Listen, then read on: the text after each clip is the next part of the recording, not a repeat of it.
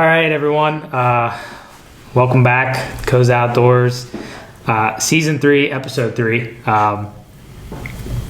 Not a great ratio, but we're working on getting more of these podcasts out there. I mean, this is something that we're new to, and we're just kind of getting into it. But heading into Season 3 for Co's Outdoors. Got the guys here, Jake, Luch, and Jared. I'm James, and we are going to kind of just talk a little bit about our takeaways from last year,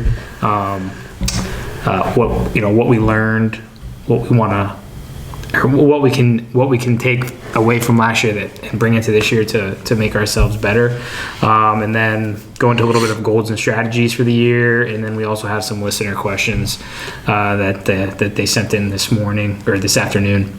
So we'll try to get to those as well.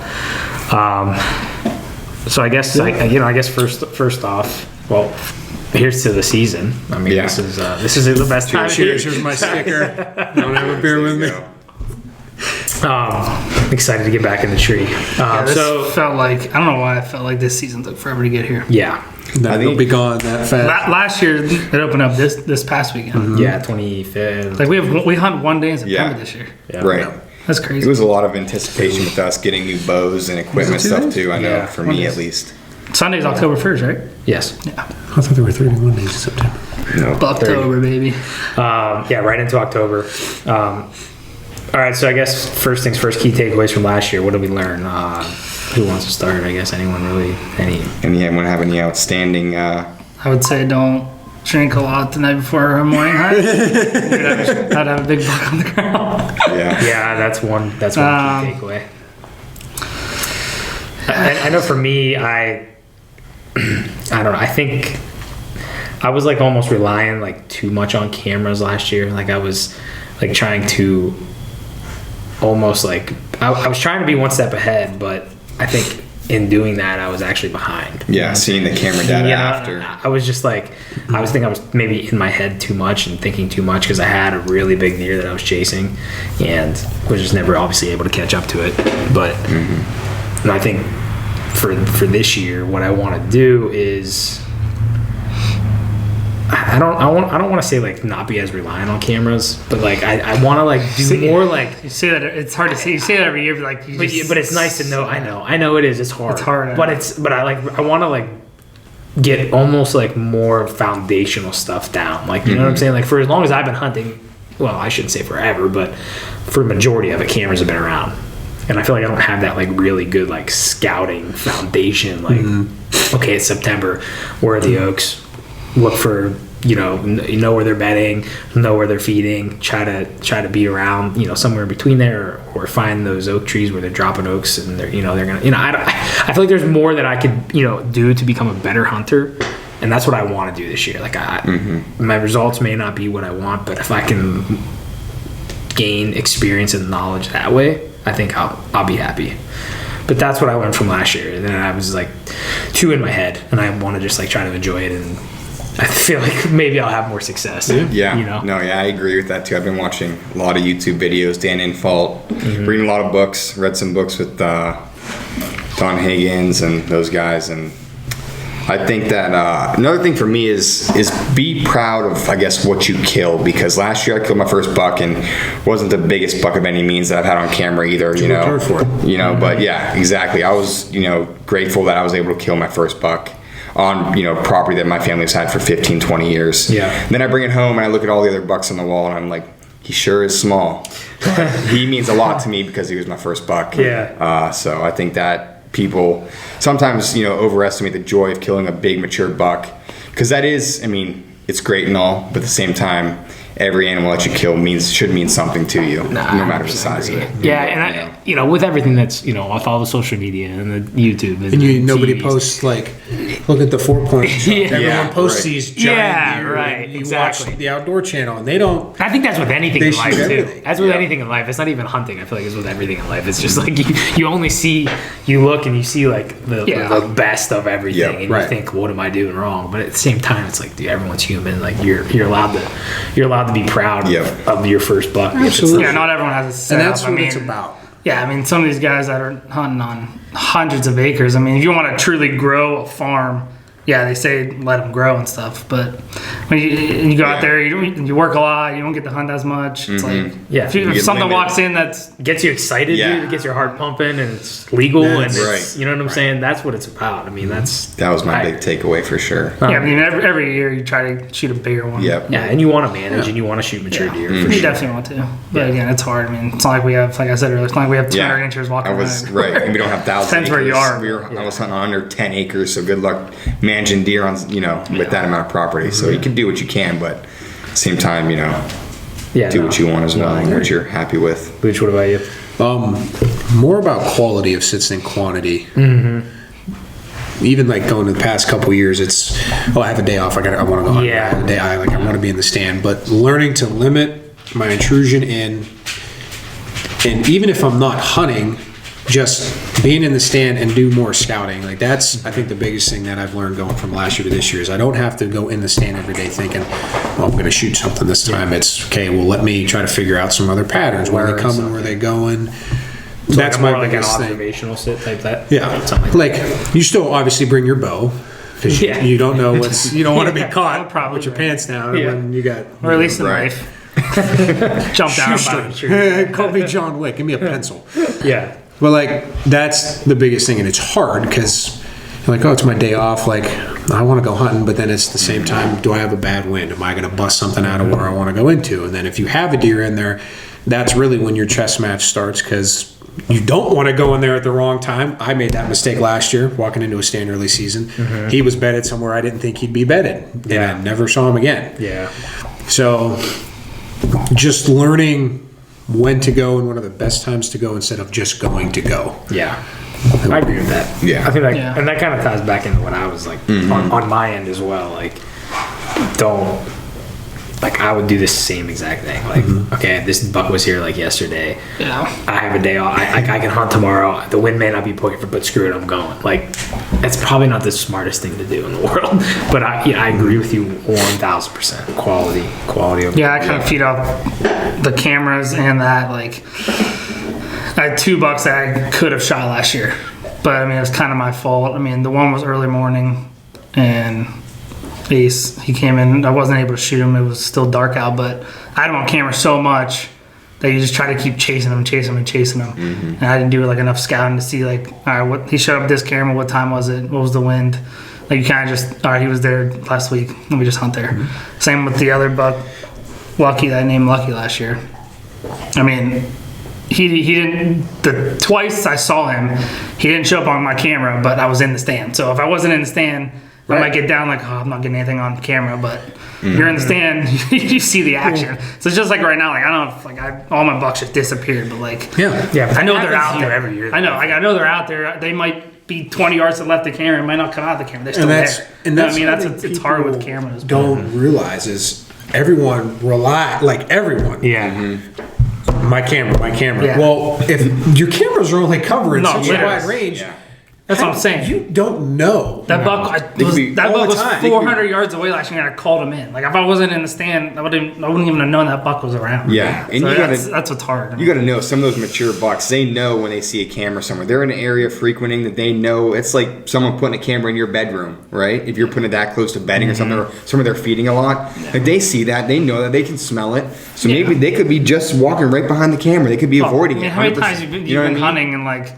You see a deer and you're like, they just stick their. How about they just stick their head in the camera like this, and then they back out and they don't come back in the camera flash. And a lot of that too depends on the pressure. Like guys, which not everyone can control. When you got a lot of neighbors around you and they're just in there every day and they don't spray down or anything, and there's cameras everywhere and that human sense everywhere, it boogers some deer up. But if you don't pressure your deer a lot, it's amazing. Like you'll see some big deer like look at cameras and be like, whatever. Yeah, it doesn't even faze them. But every deer's different too. Every deer is different. Yeah, I mean, if we were hunting on 1,000 acres, I mean, obviously I'd put a lot of cameras up to see because you can't cover 1,000 acres by yourself. You need cameras, but no, I agree. You can't get caught up in them, I guess. Yeah. Well, it sounds like we all kind of are on the same page. I think shall go take our cameras down. Yeah. No cameras. You guys can give me your Exodus one. Yeah. No. Need the cameras. Very big. No, I mean, I'm not gonna sit here and say I don't like cameras. No. I mean, I love. I wake up every morning. It's the first thing I'm I was so excited. 2 more minutes, I get my update. No, it's great. It's amazing. You just can't get so reliant on it that you like it alters. Where it's like Your- how your hunting it strategy. can't alter how you hunt. Yeah. I haven't gotten anything. It's to just an camera extreme. and 2 weeks on hunting there. Yeah, I agree. I think it should be more about if the conditions are right and if you are confident in that area, and that's another thing that the cameras can do. It can take your confidence away. For sure. But you got to just not rely on it too much. But all right, so be smarter with cameras and be smarter with when we hunt For sure. and have fun. That's it. Never want to lose that. Oh. If you're not having fun, I don't care if I don't see anything this weekend. I just cannot wait to see. Be in a stand, be in a tree. I know. along with the other 300,000 You don't punters in the understand. state that are going to be in the And tree. I think PA starts this weekend too. Some of the areas by Pittsburgh already started. Really? Yeah. Well, same with Ohio, I guess September 9th for some of the Some of those, CWD. yeah, they haven't really harvest. All right, so that kind of tied into the goals and strategies of the season. But as far as like tactics go, or targets, does anyone have any new tactics we're going to be utilizing that we haven't discussed or talked about before? I know Jared probably is going to be. Yeah. Most mobile hunter. I guess I'm trying to do the whole saddle hunting this year because I'm already kind of mobile. I mean, I have private property I hunt, but I also like to hunt public because Southern Ohio, Northeast Ohio, even around here, there's public land that if I don't have a good setup for my private property that night and I still want to get out in the woods and I have the time or in the morning, whatever, I'll go out and I'll hunt the public. So with that being said, last year I found myself just walking around because I didn't really have a good setup. I mean, I had a hang on, but I didn't like carrying the hang on in the woods with me, carrying my sticks, carrying my pack. It was just too much. So and I didn't want to do the climber because same thing. I didn't have a climber actually last season, but I thought the same thing about that. It was just a little bit too much for me. So I went to the saddle, a couple sticks. I've been testing it out, getting my routine down, and I got my backpack, and it's a light setup. I'd probably say it's under 5 pounds, but if I'm going up and down hills in Southern Ohio, I could walk for miles down there with that, because up here it's pretty flat, but so I don't have to worry about, the weight on your back really. But that's, I think, my biggest takeaway and tactic for this year is trying to be more mobile and finding. I want to get close to buck beds, in the hill country because that's one thing that I tried doing last year, the year before, and I wasn't successful. But I put cameras out, like we talked about earlier. Put cameras out, and I'm getting pictures of deer on scrapes, big deer too. Yeah. But I just wasn't able to, I guess, get my eye on them during the season. So hopefully this saddle will help me. Yeah, I'm anxious to see how that goes because that's definitely something I'm interested in exploring. Yeah, just testing it out. That was nice. Yeah. I mean, I always get hesitant because, like, all right, I'm walking in the morning, like, when we do it in the summer, Yeah. I'm sweating, putting stands up. I'm like, I can't imagine doing this, taking it up and taking it down every day. Yeah. But, I mean, obviously, everyone makes different light stands and sticks. Yeah. It's a lot easier. Everyone does it now. Everyone hunts saddle. So, obviously, there's ways to do it. But I actually did it yesterday, and I timed myself putting it up. Took me 5 minutes to put it up. And get in the stand from pretty top to good. bottom, taking my pack off, undoing everything, hooking everything on me, getting up in the tree took me 5 minutes, tearing down took me 4 minutes. That's pretty it's pretty quick. I mean, And now, granted, this was all during daylight. yeah, that's Yeah, another thing. different in the morning. Now, my dad's sitting there watching me. My dad and brother, they're complete opposite. They're like, I don't like it. Get the climber out. I'm like, nope, this is what I'm doing. Yeah, climber walking 4 or 5 miles up and down a hill. Yeah, exactly. And then trying to find the perfect tree. Or sawing Don't off need to deal with that. branches or trying As soon as I handed my dad my backpack with all the sticks and the platform on it, he's like, wow, this is all you need to carry in the woods with you? I'm like, yeah, isn't that pretty light? He's like, it is. It is. So you I could tell I got him turning a little bit. Yeah. No, Well, I don't there's think I'm a ever reason. going to turn him into, a saddle hunter. That's not my plan. But I was trying to show him, that good to there's see your different, point. there's Yeah. different ways to do things now. Yeah, I mean, some of the it best. evolves every year. There's a like- reason that a lot of big time hunters are using it. And do what suits you. You want to, saddle hunt. You want to hang on. You want to hunt out a big box blind, whatever, off the ground. Use a climber. Do that. Do that. See what works whatever best for suits you. you. Your style. So like I said, I'm pretty mobile, and hopefully, it works for me pretty well this season. Yeah. So we'll Yeah, see. I'm sure it will. Yeah, that'd be cool. I don't know. So, I mean, I don't really have any new tactics. Yeah. I mean, I got my new bow, obviously, but tactic wise, Put up a new mox grave on the corner of my plots.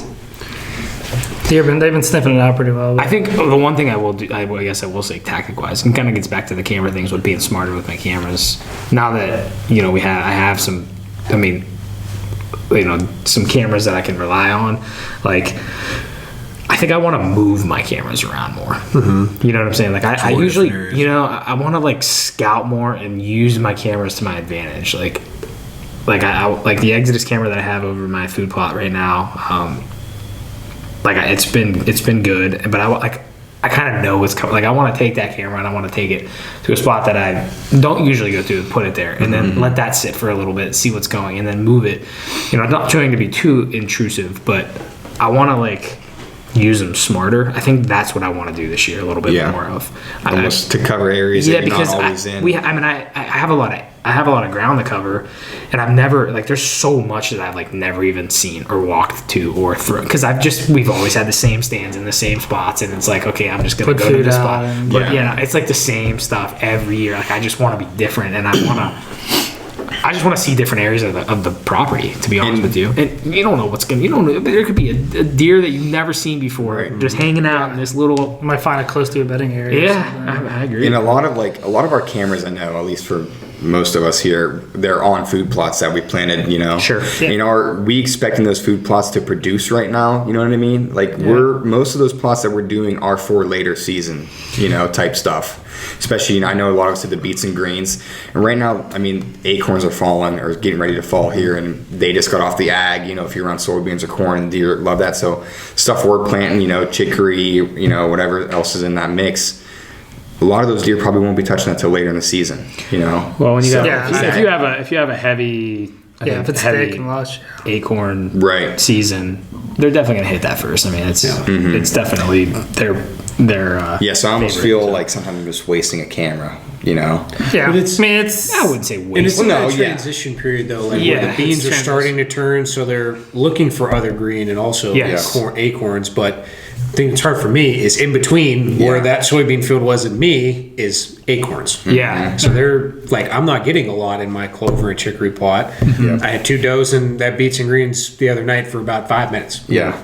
Walked in, literally watched her chew on something, turn around, walk right back out. I agree. So it's, I don't know. It's the food plots, if they come in, they will pay off. And it's for but sure. to me, like it doesn't even matter to me right now how long it's staying in there, because I'm like, okay, I know you 2 found it. Yep. And I know, they know it's that you're going to They'll get a couple continue, more though. And I know that a bunch of deer from before that soybean was up were in that clover and chicory plot. So find it's just a matter of time. Again, it's just a weird, like you were saying, it's a transition. And they're also rotating pretty soon here from their summer to fall homes. Fall habitat.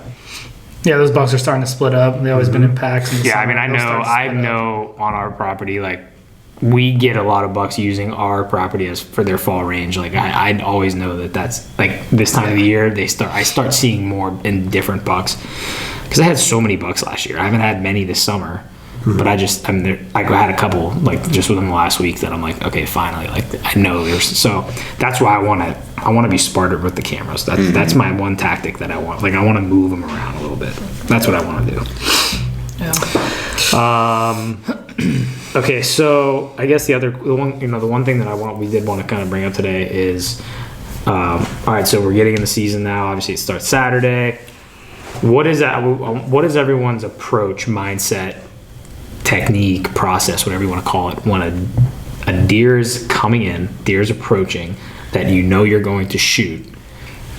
What is everyone's, like, where are we at? Like, okay, so walk me through, I guess, when you see the deer to when you squeeze the release. So, like, I would say for me, even before like I actually see the deer, when I'm sitting in my stand, I'm visualizing everything that I can see and trying to pinpoint, okay, where can this deer come out of? And if it comes out of somewhere I'm not expecting, how much time am I going to have from where they are and where they could go to pick up my bow, make sure I have enough time, draw lanes, everything. What about range? That as soon as I get in the stand. Okay. I know where I'm comfortable in the woods, and like I hear guys say they take shots like 40 yards in the woods, and I'm like, do you understand how far that is? Like there's a lot of little sapling. Even at 20 yards, you could have a little tiny sapling you don't see. Like that's a far shot.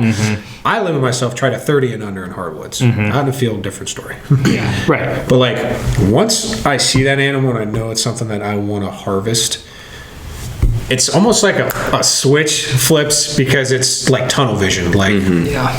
see where that deer's at, and I'm immediately watching their body language, how they are, where are they tracking, and then it's picking my spot, knowing, okay, as soon as that head gets behind that tree, I'm drawing, take a step out, front shoulder forward, stopping you, and it's, that's it. It's always weird. Like, my dad would just say, you got to like put yourself in a zone, for lack of better words. He's like, if you have the biggest buck of your life, and he's like, got 100 points on his head, he's like, don't even look at the rack. He's like, same spot every deer, It's the every same time. zone as if it was a doe. You know, same thing. You don't change that. Dude, I find myself sometimes like if you're like in a stare down with a deer and you like don't want to move and you like And you're talking to yourself, you're like, don't do dude. it. And do it. you don't want to look. You don't want to look at it, but you're like looking at. You're trying to see at the corner. You're like you almost like black out. Sometimes I literally close my eyes, be staring into my soul. I'm like, It's so putting funny. on to see my eyes. Oh, yeah. I'll squint real hard, especially if the does are looking at me or a doe. They'll look right into your eyes. And I squint and I'm like this, just barely so I can see them. Not completely closed, but Look, you guys know how I am with does. I don't shoot every doe, believe it or not. that's debatable. But let me tell you something. That golden rule, if she blows, she goes. Because if I'm sitting there and I'm not, especially like leading up to the week before Halloween through the rut, to me it's pointless to shoot a doe. Like because she could be in heat and have somebody following her. Why are you going to shoot her? Yep. So like when she starts giving like the head bob and staring at you, I'm like, don't. We're all just trying to have a good time here. Just keep it moving. Yeah. I mean, I would say definitely when I get in the stand, first thing I do, I set up all my cameras first of all, if I'm self-filming or if someone's filming me. Then I always try to range like, all right, there's a dead spot in the grass there. Where's that at? Stick over there. I would just have to kind of point out like obvious objects, range them. So if deer walks in, I know I'm going to shoot. Point around. Wait till I know, all right, he's by that spot I ranged. Like that deer I shot 2 years ago. I ranged right at the edge of the woods. It was 30 yards. He walked right there, so I knew. So that's definitely the first thing I do. Because I'm so, like, if the deer's close, I don't feel confident to pull my rangefinder out. Yeah. Like, I know people do, but I just get so, like, I'm like, don't want to. Frozen. Yeah. But what about I mean, for me, I guess this is a new thing. Like for me this year, I have my dial. I was going to touch on that. That was the thing I was going to say. I've always had fixed pin sight, so I don't know how I'm going to be with that this year. Like one, I hope I don't forget. Two, do you set where do you set it? Do you set it at 30? I usually go like 30, 25. So if it's at 30 or if it's at 20, Most guys go- do 25, Yeah. depending on your bow and your speed. Like, I leave mine at 20. Yeah.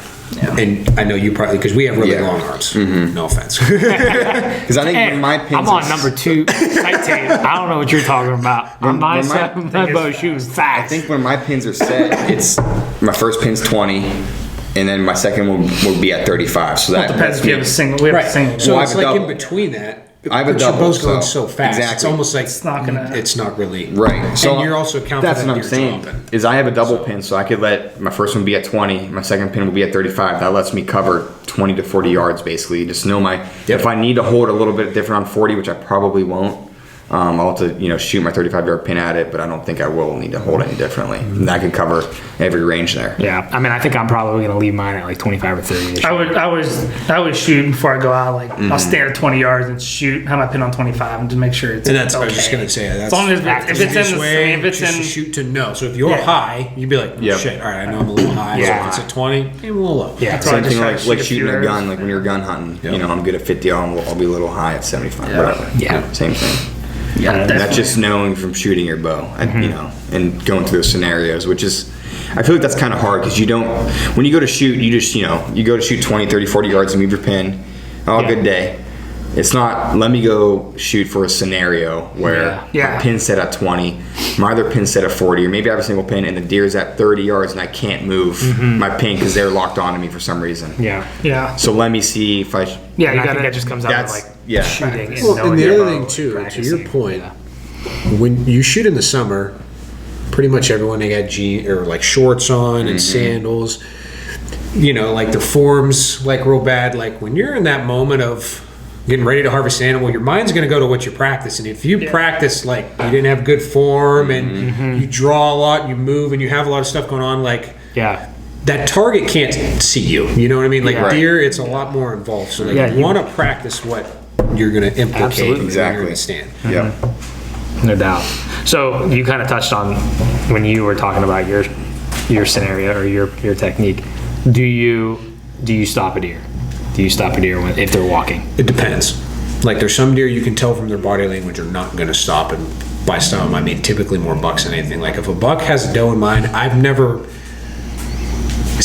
I mean, this is just me. I've never had the buck stop. If he's trailing a doe or he's got her on his mind, he's never stopped. Like on his own, you mean? Yeah, like no, me trying to stop him. Oh, Give him a little okay. man. But I know there's plenty of guys that bleed at him or whatever and they stop. That's just my own personal experience. But does are easy to stop. But then you can easily tell if a deer has been stopped before and has either been shot and missed, because you ever seen them do like a real hardcore flinch when they bleed? Yeah. Like they almost like jolt like, I Yeah. remember that before. And Yeah. so, I got shot at. Yeah.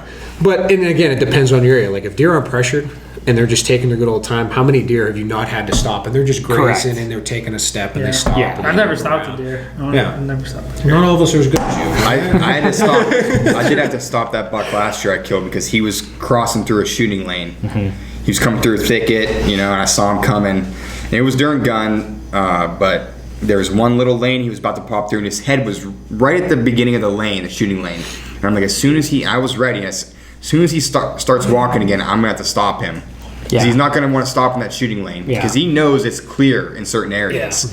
So as soon as he put his head back up and put his next foot down, he stopped right away. Boom. And I think gun is a different. Like gun, I'll stop him all day long. And just, Yeah. They ain't not gonna blow. And being man, realistic, no, I probably could have shot him while he was standing there with his head, Yeah. out, and there was a little bit of, Yeah. briars and stuff covering. I probably could have shot through that. But yeah, but with a bow, I know you could definitely like the doe I shot last year. I never recovered, but because it was probably a little bit too far of a shot for me. But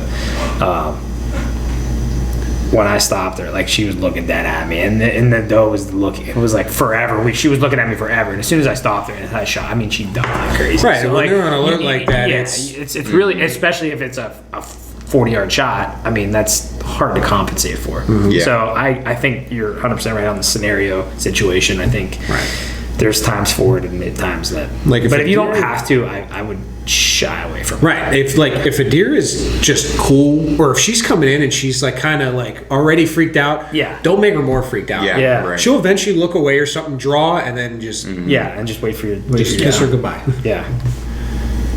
No, I agree. Okay. What about since it's early season? Obviously, since the season opens Saturday, do you shoot a doe with fawns?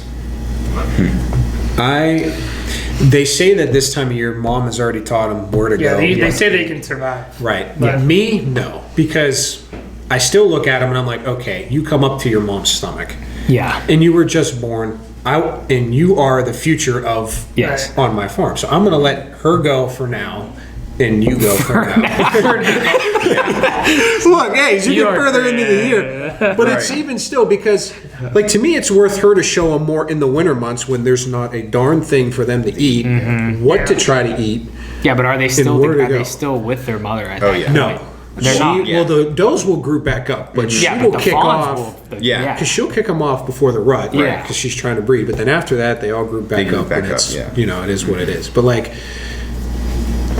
and even to her showing them what to eat, like, and people don't understand. That's why we all plant food plots. It's not just to shoot a deer over it. It's Yeah, to it's help to your let them herd, survive. Supplementation. right? Because Yeah, exactly. like all this stuff going on with this deer and Mill Creek. It's, Yeah.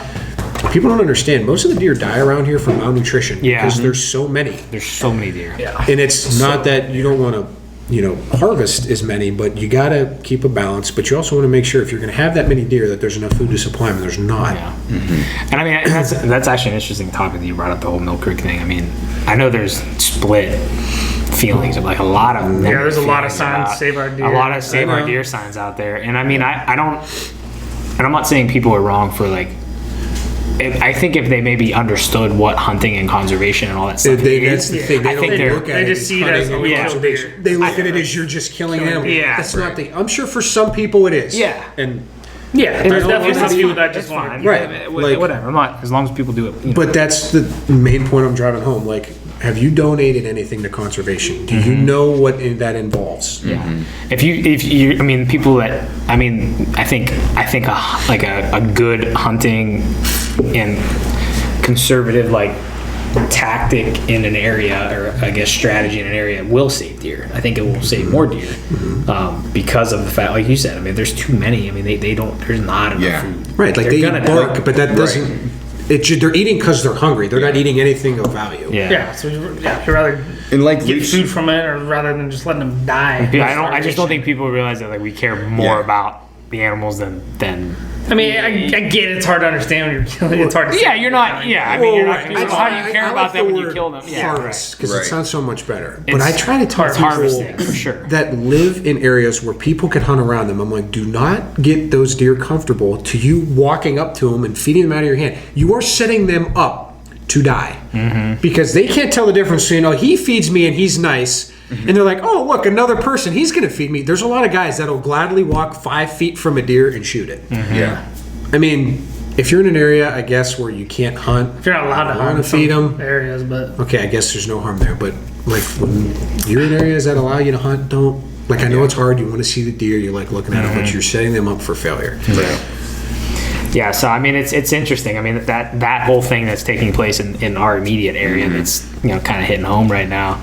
It's really interesting because it's such a split feeling on. it's definitely better than they were on gonna the have snipers coming, weren't they? Yeah, I mean, just think One about way how or those another, deer. one way or another, the deer are gonna have how to be are those deer harvested, dying? yes. Like you said, malnutrition, getting hit by cars. How many of them get hit by cars crossing those roads? up Did you there? look I mean, at those are- did you read the, you know what I mean? the PowerPoint? Did you see any of that? I didn't. Yeah, for like the petition and stuff. It was interesting. I mean, there was a lot of crazy statistics on there.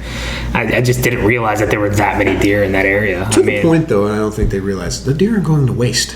no, Like that's the and biggest part about it. whether if we do it, or if they sent snipers in there, or whatever the case was going to be, the deer was going to get donated. It was going to feed somebody. Like, that's the other thing. Like, we're not wasting it. Like, it's feeding somebody. Like, I hope those people never have to experience being hungry, because that's what it's. Yeah. Like, we're grateful. Like, we can shoot a deer and be good, and then like I donate multiple deer every year. So it's like, Because it's hard to eat all. afforded the It's hard to eat. opportunity. So who can I benefit? Somebody who's not as well off as me. Yeah. And help them out. Like, Yeah, it's for sure. going to good use. It's not just killing it just to kill it. Yeah, I mean, and on top of that, It's more humane. is when you get I agree. deer, when you get deer in these high populations like that in a small location or geographical area, that just asks for breeding that, like, I'm not going to say parasites, but almost disease to breed in these deer. That's what biology, microbiology 101 is. If you get a certain animal, mammal, crop, plant, whatever it is, in an abundance in a small location, something is going to come off and try and kill it. That is Mother Nature 101. Like, Mother Nature is going to kill what we have too much of. So that's another danger to having this many deer, because then that could wipe out a population, or very much hurt a population like that. So Absolutely. that's another way to look at it, or I guess Yeah, possibility that's a that good point. could happen. That's an interesting topic. I'm glad you brought that up because that is something that's very relevant and kind of interesting right now. Okay.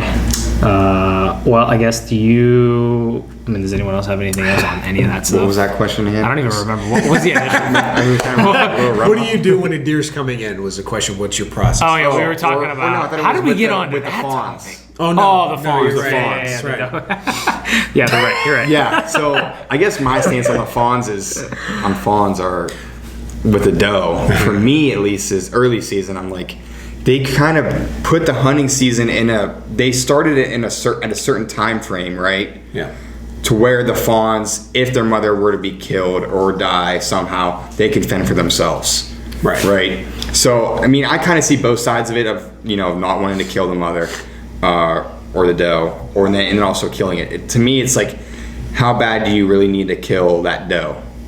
Is she the only doe you have on your property? Exactly. With two Yeah, fawns? right. Do you have another doe group that's running around that are more mature, What if So- what if 3 big does come in with 1 fawn? Exactly. Well, if 3 big does come in, you can kind of pick your poison. Yeah. Like honestly, No, because yeah. one of The the other fawn 2 will will just pick pick her up. up. Yeah, Right. And you might not shoot. Luke's like 3 big does coming. He's getting 3 arrows. He's got his 2 bows with an arrow on each one ready to go.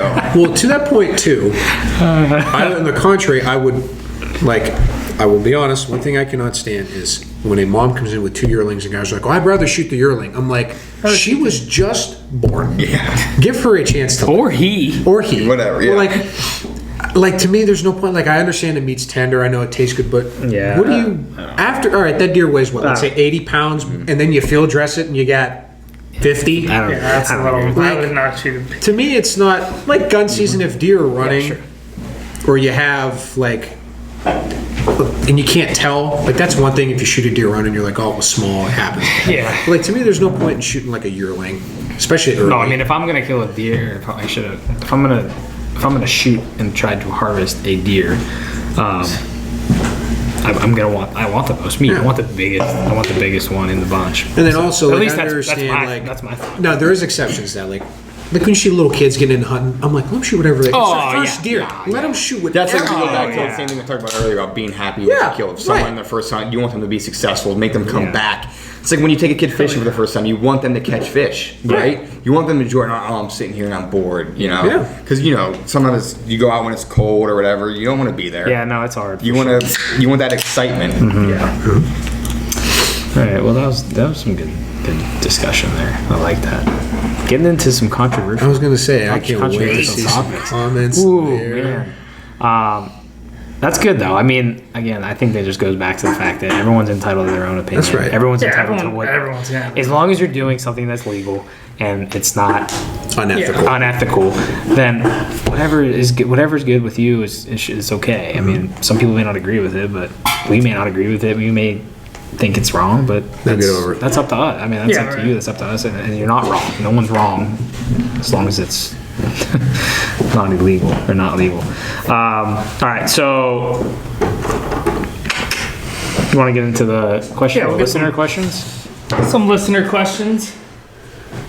followers, listeners. Alright, we'll see what this first one was.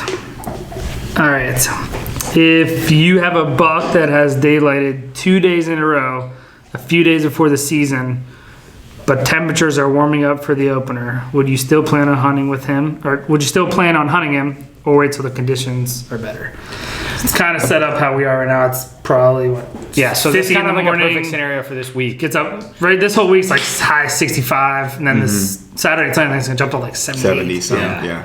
So, Anyone have any solid opinions about this? I mean, I if it was the day before, like if it was opening day Saturday, I got him on pictures on my cameras Thursday and Friday, same spot, same time. I'm probably going out to hunt as long as the wind's good. I'm probably gonna go out and hunt. yeah. If that's just me, I mean, Yeah, no, I tend to agree. I think people have different opinions about weather. I mean, researchers guess have if shown I that don't weather think- doesn't affect that much, and some people, I don't know. I mean, if I think that if I don't believe that I'm going to blow a potential opportunity with a deer for some reason, like where I think I'm pretty safe by going, then I think I would go and take the chance. But if it's like the wind's bad, the weather, like it's getting hotter, it's whatever other scenario it may be, I may just go to a different area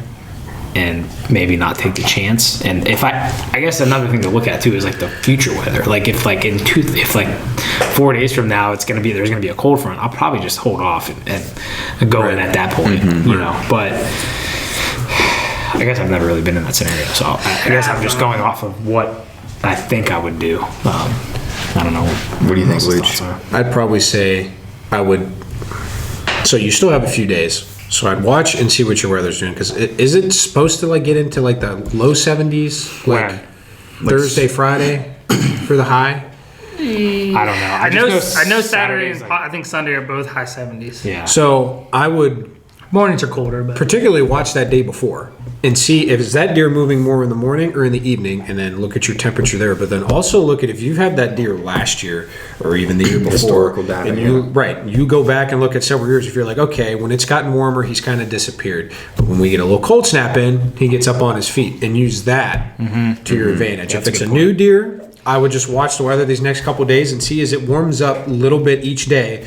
Does his activity change, or is he just staying on the same pattern? If he's staying on the same pattern, I would sneak in there Yeah. and smoke. Right. If he's not, I would honestly Yeah, probably just wait. new target buck this year, and it comes 2 days before, consistent, I'm probably there. Yeah. That's just me. And if it's warming up and he doesn't seem to care, like you got good food for him, absolutely. I mean, especially because you have an opportunity to catch him on this pattern still. I mean, your it's best not thing to going to shoot him be. is That's what I'm early saying, and late. right? It's not going to be How around much, longer. again, you know, we don't really much truly longer. know how much the temperature affects them. I mean, we really don't. I mean, Especially early in the season like this. That's what my question was going to be: is where is that camera set up at?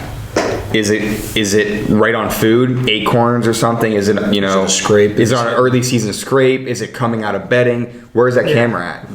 These are all things that are going to factor into if you're going to expect them to come out of there with a temperature rise. You know what I mean? But I think temperature definitely affects their movement. no, it does. You know, I'm just saying. I think that's kind of like, I wouldn't say it's I admit it, but I would say it's a fact. Yeah, but if you, I mean, that's. you do research and listen to other podcasts, people have different opinions that they've seen drastic change in when the temperature drops, and some people haven't seen. So. Yeah. It's when they're hot. You like same with that. You get like lethargic. Yeah, you don't want to really move. But then when it gets a little chilly, you got to want to stay a little warmer. So Yeah. you get, I think around here, There's no doubt. I guess around here, I think that a cold front coming in would make a difference for me, and it would. 100%. Well, I think that'd be But anywhere. Yeah, know, cold but- front. Yeah, sure. I mean, cold front to 80 degrees. I don't know. I don't know how much that would affect Yeah, I them. don't know. I mean, because then there's also like on the front end of a cold front, back end of a cold front.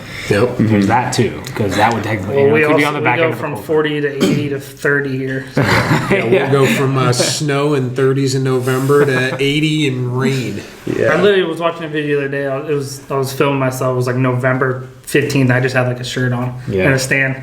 Yeah. Gotta love Ohio weather. Yeah. Hopefully it's a little cooler. But I mean, talking about being warm this weekend, though, it is gonna be nice if it drops off next week, though. Yes. I'd like to look at the nighttime temperatures. If maybe, like you guys said, maybe a cold front is coming in sometime. Maybe it is 78 during the day at one point, right? But what if in the evening it's going to drop off real cool, and at 5 o'clock, 6 o'clock, the temperature is 65. Yeah. I mean, in You know the what mornings I mean? and nights, That them 10 degree dropping. temperature right there drop in a small, like a 2 hour, 3 hour time frame. That could be enough right there to get that buck up and moving. Yeah. What's Which I your think drop in temperature that really makes you like, oh, I gotta be out like 20. 5 degrees, 10 degrees? Mine's 15, 20. You get a 15, 20 degree drop, and you better believe something's going to get up and move. Whether Yeah. you're in that spot where they move, different question. But Yeah. I mean, definitely gets you excited. I think.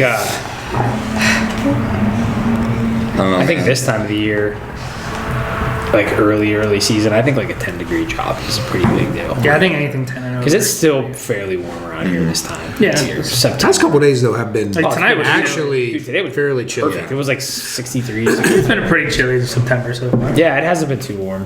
I think for me, I'm a pretty eager hunter and I want to be in the woods a lot. So I think for me, just justifying 10 degrees is good. Yeah. Just because, I mean, I have multiple different areas to hunt, so I'm not afraid to go and sit somewhere I'm probably less likely to see deer. Which I, or go sit, like we talked about earlier, go sit on public land somewhere. Go sit over a food source if it's early in the season, whatever. And I think this is a good question to kind of that goes back to like what we were talking about or what you said about quantity or quality over quantity. So like, yeah, you may have that buck on camera right now. It's gonna be maybe the conditions aren't perfect on opening day or opening weekend. Do you want to risk it? Or do you? Again, it depends on the weather moving forward, but do you want to risk it or do you want to wait for that temperature to drop? So have maybe a better sit next week instead of going in there just because it's opening weekend. Yeah. You know what I'm saying? And you think that you may have an opportunity at the deer just to go because it's opening weekend. I want to go. I don't care if it's 90 degrees or if the wind's bad. Like I'm going. Like I've been waiting 7 months to Yeah, go but out. You know what I'm saying? what separates that though? Like, is it just the wind, or what would make you like not go? Well, it's a couple of things. And wind would be one. And see, it's where I hunt, it's good and bad because I have a lot of pressure behind me. So that's good and it's bad. It's good because I can let those guys I know will hunt the wrong wind. I know they will bump deer. I have a sanctuary next to me, and then I have food on mine as well as bedding. Sure. So if I don't go because I know it's going to be 90 and I have a bad wind and they're out there, I know that they could bump that deer and he knows, well, nothing's over here, Yeah. and just transition him over to mine or move him next to me. And his pattern may change, but I think it'd benefit me more than, well, I still have a bad wind, but maybe if I try to sneak in there, or because to me it's not worth the risk, because it's still early. He has no idea he's being hunted, at least by you. Yeah. So it can only benefit you to just Play it watch. Yeah. Yeah, that is big. Like being that it's early season, it's very easy to get like gung ho on things. Yeah. And try and push in there because it is that first week Everyone's where you're like, excited. it's Let's get back bad in the stand. wind, You think about it. temperature. Yeah. It's fun on opening. It's fun hunting on opening day for sure. Well, whoever asked that question, good luck if that is a scenario that That you're in. you're encountering. Yeah, because scenario to have. if it's around here, that's the exact scenario that's happening right now. So So to answer that, then watch your wind, Watch your wind. watch your cameras going up Next to that few point, days, and yeah. look at your past intel. yeah, if you have it. Yeah, if it's, And then- a, and then if it's look- a buck you've had on camera. And look for future weather coming too. Yeah, I think if there's if there's a cold front within the next few days, I don't even know if it's cold front, but maybe just if it drops, if it's going to drop a little bit in the next Yeah. few days, I'd probably hold off. But Yeah. Yeah. man, I know if the wind's right, it's hard not to get in the stand. Yeah, that's right. You know, man. I mean, that's a tough one for sure. Do we have any other ones? I think I did, right? I don't know. I don't have any other ones here. Should be. The one was early season hunting. Are you hunting mornings or not? I'm probably. Everyone That's says such like a Everyone debated goes- topic on. Such a debate. Are you going? That's so many everyone's people talk about talking about right now on these all kind of different podcasts. I'll give mine real quick. Public land, yes, I will go hunt in the morning, early season. Private land, I'll probably not. I'll probably. Why? I'm thinking for me at least. Some deer feeding later, so you might. bump Yeah, along exactly. back into bed. I'm hunting early in the season on food sources that they're coming in the evening, right? Right now we're getting a big acorn drop, right? So acorns is a big one. Sure. Like we talked about earlier, if you have a food plot or if you're allowed to feed in Ohio, if you throw corn out, whatever you do, don't judge. If you throw corn out, you can hunt over that, whatever feed you use. But then if I go on public land and maybe I'm just trying to learn a new area or just trying to explore my options, trying to find acorns or white oaks for evening hunts, then I'll gladly go walk around or go hunt a new area in the morning on public land. Or maybe I know I have to go down to Southern Ohio and move some cameras, and I might as well make a hunt out of it so I could go in the morning, grab my cameras, move them where I want to for the rest of the season, and I can still hunt, see acorns, kind of kill a couple birds with one stone. And it's public land, so I mean, I'm not going to be boogering around like I am private in limited areas, and I'm not going to probably be the only guy doing that. So Yeah, right. I mean, It's a good, honest opinion. Yeah. I like that. I always go back to like. Obviously, we work a lot. Not able to hunt a ton. So like, I like to go in the mornings. I love hunting mornings. But like both of my spots back here are like easy to get into. Like you won't make much noise. Sneak in the back. I can literally walk from my house. It takes me 5 minutes to walk there. So, I mean, I would. I'm not going to hunt every single day in October in the morning. But if it's a day where I wake up and I have to work or something, I'll probably sneak in. I think access is a big point. Yeah, you don't want to be making a bunch of noise. Yeah. Well, that's what people don't understand. I'm like, number one, that's why your wind is so important. But it's also how you get in and out. Like I will rake all my paths to my That's what I stands. do. Yeah. Because Blow the especially when leaves the off. leaves fall, there's nothing worse. Even if you get in there, You're like, early, I am waking up yeah, every especially single if day. that deer is. Close. You don't know how far off he's bedded from yeah. you. I said I made that mistake last year. You sound like Godzilla coming through the woods. Everything hears you, and they know the difference in footsteps between a turkey walking, a squirrel going Yeah. through the woods, and then you. Yeah. So your access. Definitely access is big. And I think, you definitely have, access for mornings is great for you. Very Now, easy. again, I guess another part of it is it a good morning location in general? Yeah, right. Like pattern wise. But, I don't know. I mean, I guess to your point, evenings this time of the year, I mean, I guess besides like maybe one day a week are easier for me to hunt because I can't hunt in the mornings. Yeah. But, I don't know. I guess if you listen to everyone else talk, a lot of people no hunting no hunting mornings early season, evenings only. You Yeah. can't beat them back to their bed. Which is probably pretty true. I'm sure it is. There's a lot smarter people out there than me, but that do But, I this mean, for I've also- do this for I've a also living. gotten- But I've also gotten deer this past week, 2 weeks, 7 a.m., 7:30. Same, yeah. Yeah. So, And that's, Yeah. I think it depends if you are on a buck and getting that intel, if you have him there. But if you also know where he's coming from and you're like, okay, I have to walk near where he's coming from, you're better off just waiting. Yeah. If you're going in there just to shoot does and you know they're not coming in till 8, 9 o'clock, sure. Yep. Slip yourself in there and smoke one. But I think it's just if you have a deer pattern and he's in there and you know you can get in and out without him knowing, Yeah. why not? Yeah, but I mean, If the you betting. If can't- you're close to betting, it's Right. definitely a risk. Right. Definitely Yeah, a very close risk. to betting. Because I mean, yeah, it's, the chances of you beating them back to bed and not spooking them out of there is. But I'm glad you said like access though, because that is the. It It doesn't is. matter if you're hunting morning or evening. If you can't slip in and out without them knowing you're there, you're Yeah. already Good luck. defeated. Yeah, no, because they'll know you're there way more before you even think about them knowing. Yeah. It's not even funny, and it's I think that has happened to me more often than not in the past. Because again, you're younger, you don't think about it. You just start getting into all like the research and learning and talking to people and listening to people. You're like, man, I've probably been doing a lot of things wrong for a long time. You know what I'm saying? Which, I mean, it's nice that now that you're learning and Yeah, so many gaining resources knowledge. available now. Oh my gosh, it's great. That's what we were talking today.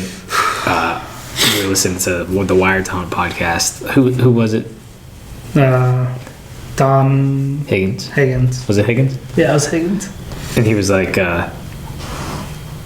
know, Mark. He was talking to Mark, and he was like, you know, you were really the one that kind of pioneered these hunting podcasts and starting all this stuff. He goes, now everyone that shot 2 deer, I think pretty much has a podcast. And I'm thinking to myself, you're not right with that. but no, I mean, no, but I think if it weren't for guys like that like started this stuff, I mean, dude, I wouldn't know half. I listened to I swear 2 years ago, I found Wired Down podcast. I think I listened to every episode for 2 years straight. I just listened to every single one because there's so much Information. So yeah, and not bringing people everyone's on that are just and what's great is everyone people have different opinions and he was actually talking about that. He's like, a lot of this stuff is regional.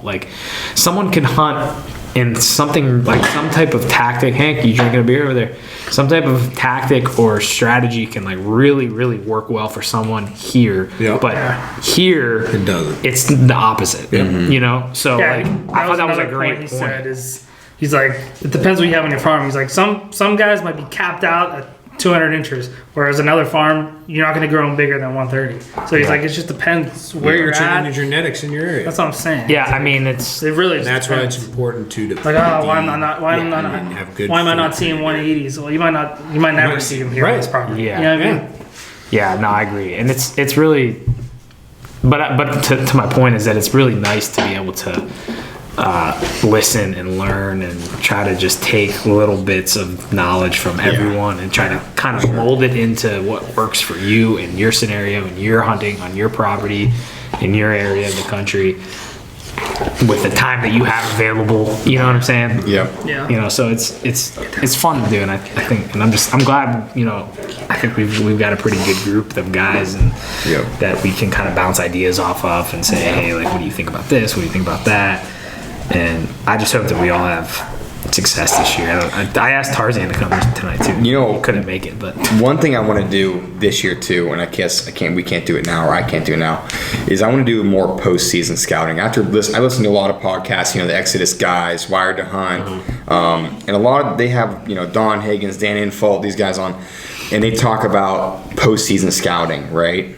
Finding those hard beaten trails that are down to mud, right? Yeah. And we know it's late season, but follow those trails, see where they're going, where are they leading back to? Are they leading back to bedding, or are you going to find sheds? And a lot of people, they'll get their following year's hunting locations from that data.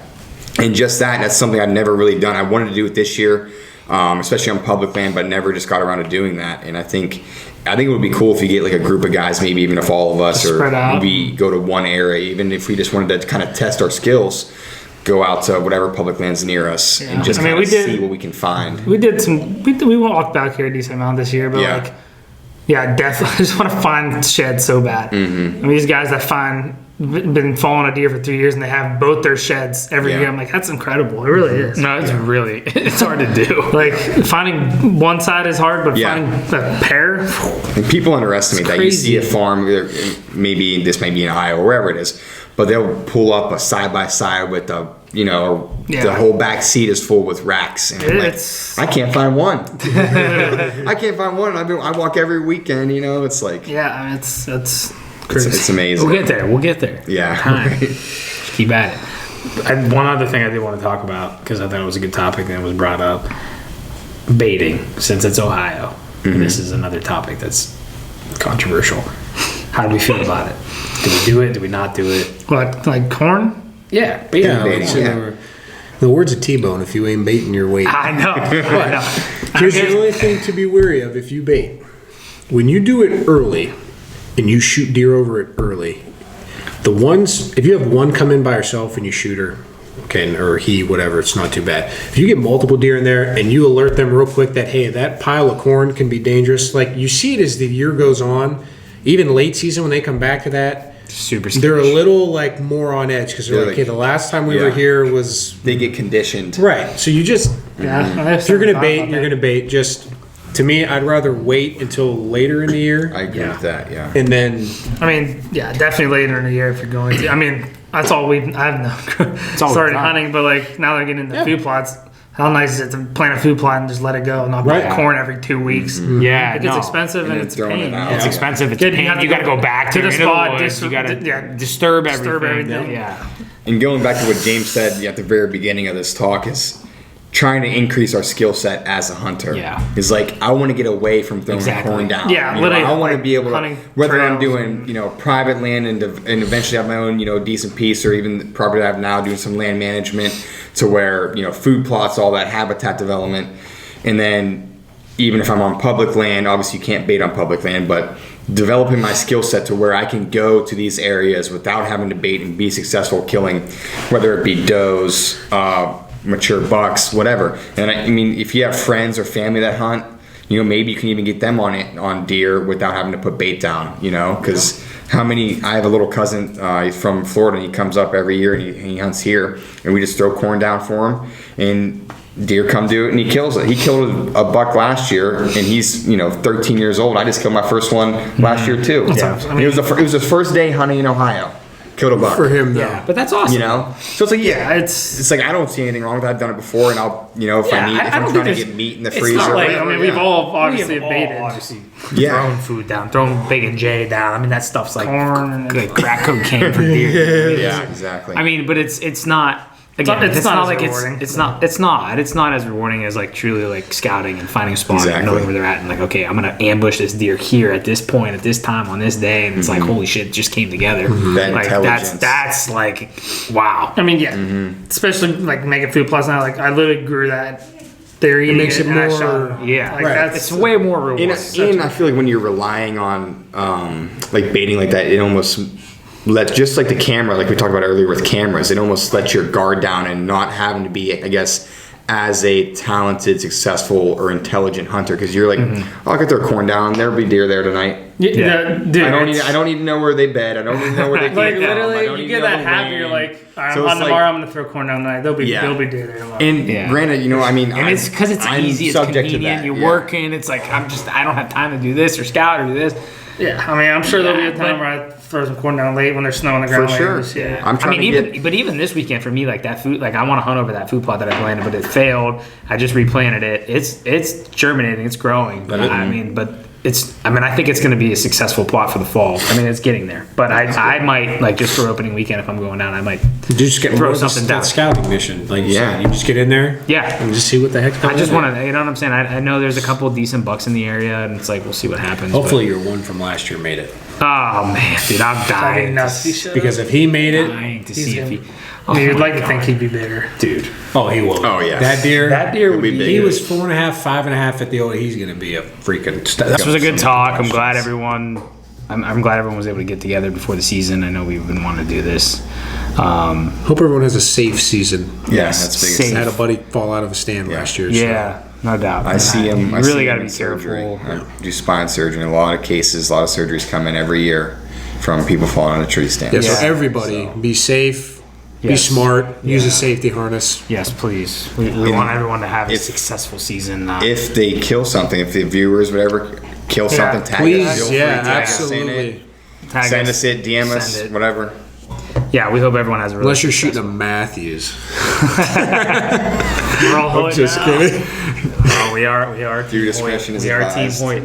Yeah. That's a debate for another podcast. Oh, I'd be all over that one. But all right, well, no, yeah, we appreciate everyone tuning in, listening, watching, whatever it may be. But Yeah. again, good luck this season. Hope everyone has success. Tracks down the buck you're after, whether he's a 200 incher or a 100 incher. We hope you harvest. Hope you harvest a good deer this year. Again, tag us. Any questions, DM us. Yeah, Please. love We to hear got from you. very informative bow tech here. All your He boat does know. problems, He please. does have a lot of And if knowledge. you need to go see him out of Finn's. Yeah, if you're local, go to Finn, see Luch. Thanks, everyone. Good luck this season. We will hopefully see you soon.